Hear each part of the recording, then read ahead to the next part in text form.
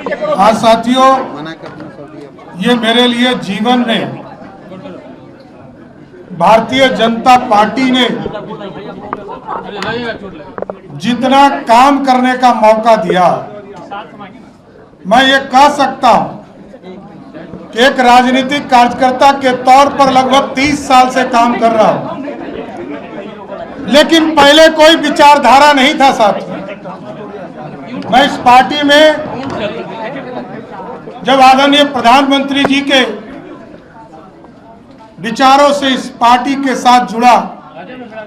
आदरणीय कैलाश जी के साथ भी कुछ समय तक के लिए काम किया था। मैंने 2015 के चुनाव से लगातार भारतीय जनता पार्टी के लिए काम करता रहा और जिस तरह कभी पार्टी के प्रदेश में पदाधिकारी के तौर पर,